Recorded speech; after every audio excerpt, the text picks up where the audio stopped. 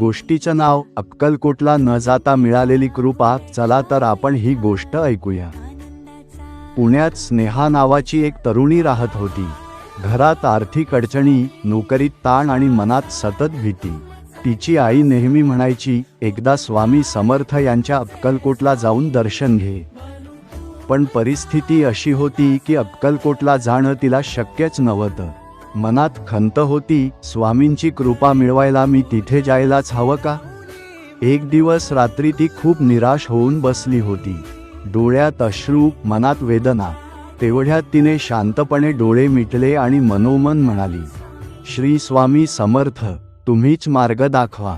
त्या रात्री तिला स्वप्नात एक तेजस्वी स्वरूप दिसलं. कोणीतरी प्रेमळ आवाजात म्हणत होतं, मी अक्कलकोटमध्येच नाही, मी तुझ्या श्रद्धेत आहे, तुझ्या श्वासात आहे. सकाळी उठल्यावर तिच्या मनात एक वेगळीच शांतता होती. तिने दररोज घरात बसून स्वामींचा नामजप सुरू केला, श्री स्वामी समर्थ, श्री स्वामी समर्थ. काही दिवसातच तिच्या नोकरीत चांगली संधी मिळाली. घरातील ताण कमी झाला.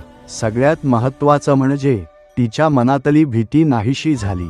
तिला उमगलं, कृपा मिळवण्यासाठी अंतर महत्त्वाचं नसतं, श्रद्धा महत्त्वाची असते. अक्कलकोटला जाणं पवित्र आहे, पण स्वामींना हाक मारण्यासाठी जागेची अट नाही.